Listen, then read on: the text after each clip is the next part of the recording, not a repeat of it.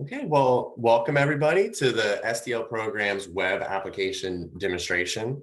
In this demonstration, we'll be covering the CDFI Fund's public website and general application materials to assist with completing and submitting your SDL application, how to navigate through AMIS, creating program eligibility, and creating an application within AMIS, going over several questions, validations, and dependencies within the application. And lastly, we'll cover how to submit your application. So with that, we will start by navigating to the CDFI Fund's public website. And the CDFI public website can be found here at cdfifund.gov. And to navigate specifically to the SDL program, we'll go under the Programs and Trainings tab, to the Program sub-tab, and then scroll down to the Small Dollar Loan Program. And here, this will give a lot of good information as to the opening date, the deadline for applications, announcement dates, a lot of different materials to help you complete your application. But specifically for application materials, we want to scroll down to the How to Apply section, click on option 2 or step 2, apply. And here we can see the program timeline. So for this one, it's the 2024 round material timeline.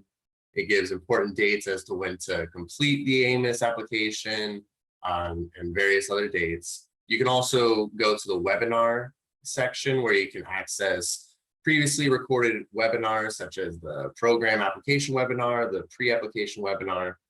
And there's also program materials such as the NOFA, the small dollar loan application instructions, FAQs, and an important one is the small dollar loan AMIS application training manual. And here you will find a lot of important information as to how to specifically navigate AMIS, how to complete your application, the ins and outs of all the questions and validations, and it'll give you a very good granular detail as to just how to navigate AMIS and the application in general. So that's an important document.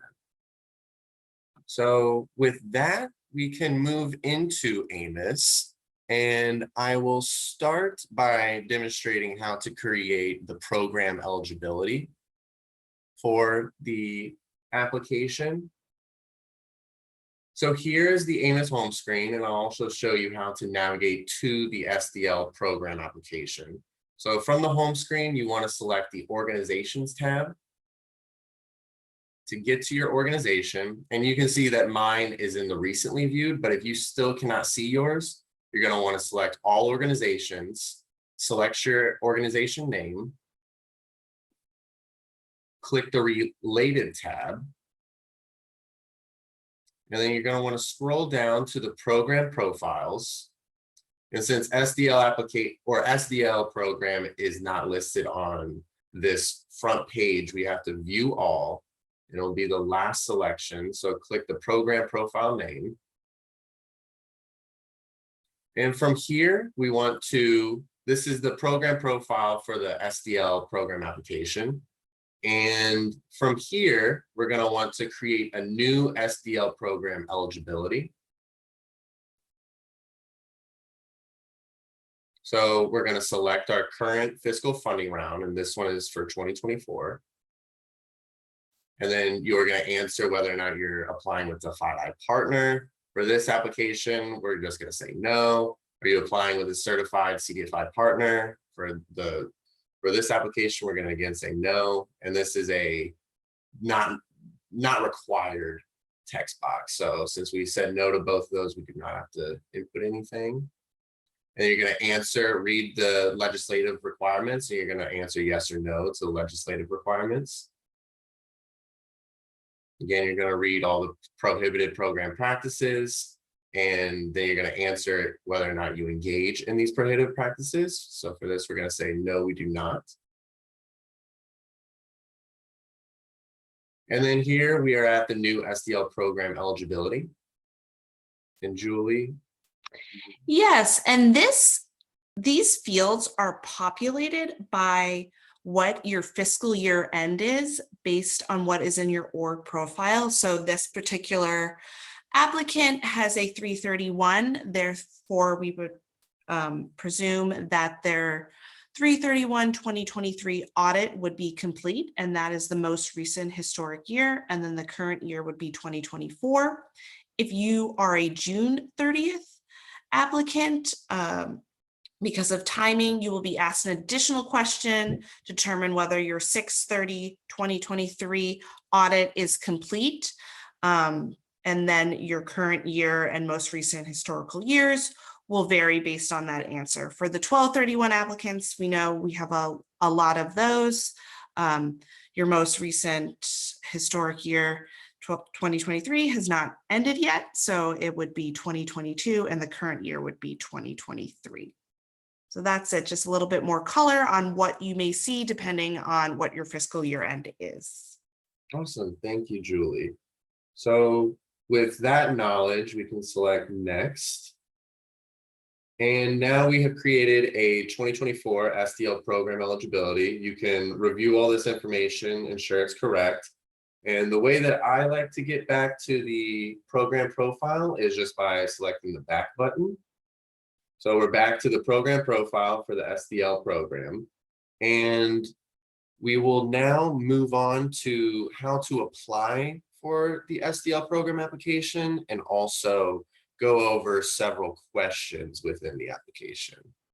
So I will move over to this, and just because of the constraints of logging into AMIS, I'm gonna have to just go through this again, but with a different organization.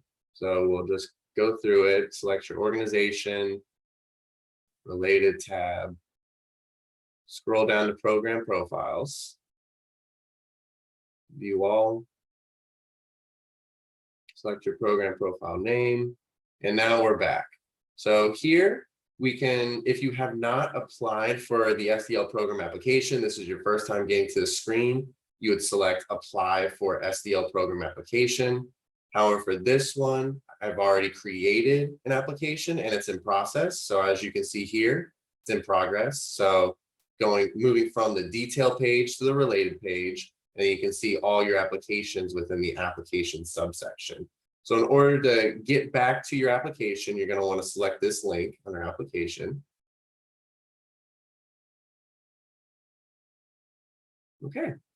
Now you're back into the SDL application, and we'll just go over a couple of questions and a couple of intricacies about the SDL application. So firstly, we'll look at how to input your SF424 and also your Title VI worksheet. So here you can see that it's already in here, but let's say that it wasn't in here. All you have to do is click on the search records bar and select the SF424 that's associated with this SDL program award or application, and then you're going to click save. And the same method can be done for Title VI. So again, it's already here, but let's pretend that it wasn't here. Clear. So search records, you click on the search bar and then find your Title VI associated with this application. And again, click save. And I would just add here, Title VI is a new requirement, so please review the guidance that has been shared. If you are a bank holding company, you will also need to be completing the Title VI worksheet for the bank subsidiary doing the activities on your behalf. And that will need to be completed with AMIS and is not attached here, but that needs to be completed by the AMIS application due date within AMIS. Thank you, Julie. Thank you. Okay, so for the next question that we will move on to will be question 1. In question 1, we'll determine some of the questions that you will get for the application. So you want to make sure that you're selecting the correct organization. And for here, I'm selecting a certified CDFI. The other options are a partnership between a certified CDFI and a federally insured depository institution, or a FIDI, or a partnership between 2 or more certified CDFIs. So once you identify that information, click save. And because we are applying as a combo application, that can be seen here under application type name. So this is a 2024 SDL program, LLR, and TA, or combo application. We have 2 different sections for question 3. We have question 3A, which is the requested award amount for loan loss reserves. So this is where you'll input how much you are requesting for a loan loss reserve award. And be mindful that we are using 120,000 for this request. And this will be important as we work our way through the tables and the different questions at the end. So we're requesting 120,000 for loan loss reserves. And for question B, we also are applying for a technical assistance award. And here we are requesting $150,000, and there's a first payment amount request that we're requesting in $150,000. But say if this information is incorrect and we accidentally inputted 1.5 million, we'll get a validation error saying your first TA payment request should not exceed the total dollar amount of the technical assistance requested. So there are validations to ensure that the information is inputted correctly.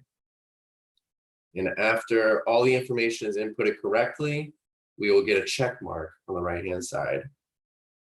The next question I would like to cover is question 8C. And again, this is a unique question to combo applicants because this is including both the loan loss reserve and the technical assistance award.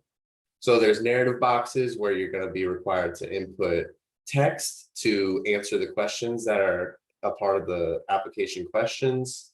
And there's character limits restricting the amount of characters that you're able to include in these narrative boxes. And this is an important table which is showing some pre-populated text boxes. So this is showing that we're requesting 120,000 in loan loss reserves, and this is coming from question 3.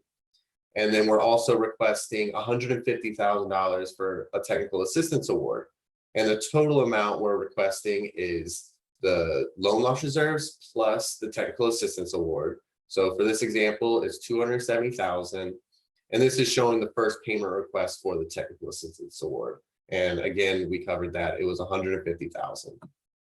Another potential validation error that you could receive is when you're filling out what the technical assistance award is going to be used for. So here, everything is correct. And we have 50,000 for compensation. We have development services for 50,000 and equipment for 50,000.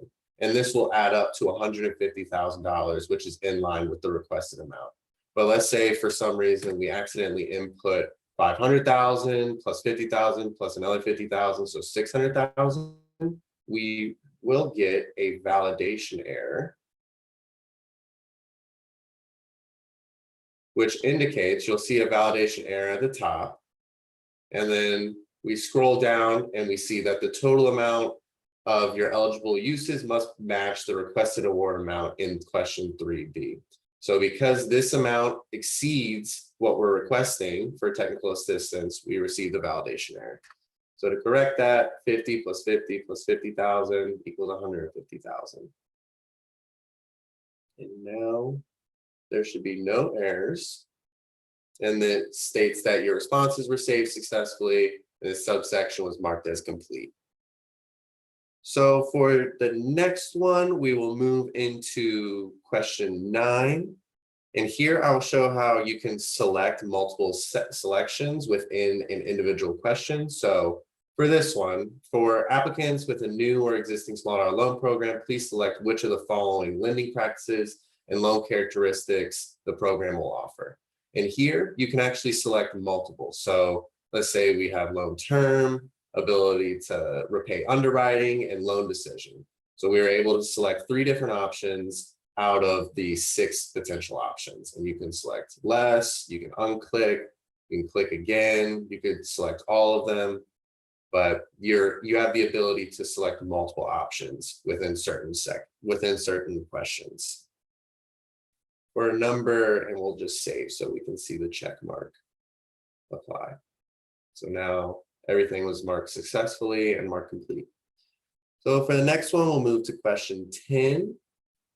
And this is to show that depending on the answer to certain questions, different areas within the application or questions or tables may pop up. So for question 10, if you select yes to does the applicant have a history of offering small dollar loan products, as defined in the SDL program NOFA. You select yes, but let's say that we don't have history of offering other, so we'll select no. So since we selected yes to 10A, we will see, keep an eye on this section, we will see new questions being added because we selected yes to offering additional small dollar loan products. So as you can see, different questions were added. And for example, table 2A, track record for existing small dollar loans. Since we have a track record of creating small dollar loan products, you'll have a table that you need to complete with information concerning your historical small dollar loan program. So next I want to cover table 1. And in this question, or in this section, I just want to show how to create a new record name. So I first started out by pre-populating this question by making a test 1 record name. I went through and answered all the questions like the name of the product and all the other questions throughout this section. But to create a new one, so say you have additional or 2 or more small dollar loan products. So you saved your first record, and to create a new small dollar loan product, you would select add row. And then now we have a new row or a new record for a brand new program. So for this one, we'll make it test 2. And as you can see, test 1 is here, and then test 2 has been made as well. And then what you do is do the same thing for the first one. You answer all the questions, then press save, and then you'll see that it will be completed. So now let's move on to table 2B, where we'll go over several validations, several important validations, and these are specifically for loan loss reserve applicants who are requesting a loan loss reserve award. So here we will see that what I saved with is that the total average size of a small dollar loan is $3,571, which exceeds the program limits of $2,500. And this is because I missed a 0. This should be 400, and this would make it an acceptable small dollar loan average size. See, 2,500, but we're going to keep it at 40 for the validation error.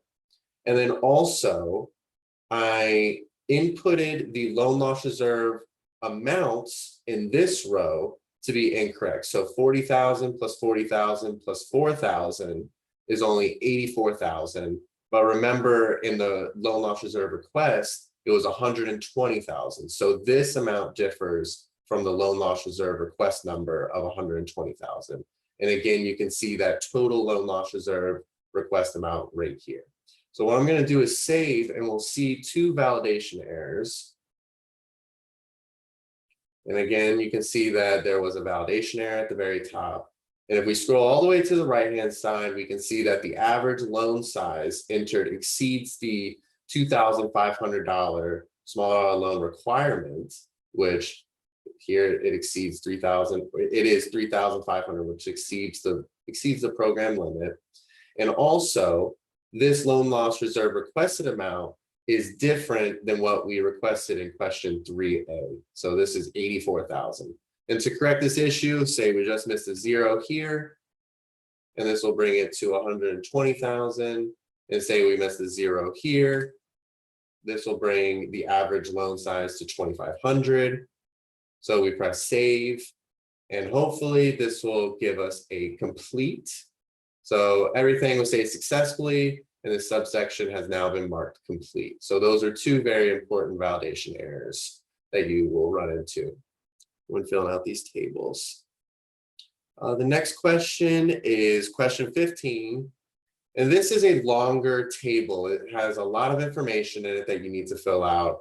And it deals with your assets, it deals with your balance sheet and income statement information. So what we want to tell all of our applicants is that you should be saving this section periodically. So after you input the information for several sections, make sure you press save at the very bottom of this table, and don't input all your information for all the questions or all the sections, and then get to the bottom and save, as this may cause potential complications or glitches where you might have to input additional information because there might have been an error when it was saving. So just be sure to save periodically and save often in this very long table for question 15. And then the last thing I want to show in this organization is how to submit application attachments. So here you can see that I've already added application attachments, but I'll show you how I did it. So you have your file that you want to include. So for here, let's say you have a year-end call report for the applicant's most recently completed fiscal years prior to the publication date of the NOFA. So what you're going to want to do is select your document that you want to drag and drop an input. So you take this document,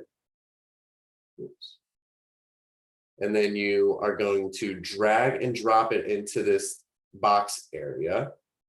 And then after that's done, see now there's 2 documents as opposed to just the one. And here you can click it, you can open it to make sure it's the correct document, but that's how you drag and drop into this application attachments section. Okay, so with that, I will move into a different organization so we can go over how to submit your application, a fully complete and submit it. So my apologies for having to go through this again, but we're going to select organizations, click your organization, go to the related tab, program profiles, select the STL program profile. Since this application has already been created, we're going to go to related, and we're going to open the one that is in progress, the 2024 combo application. So select this.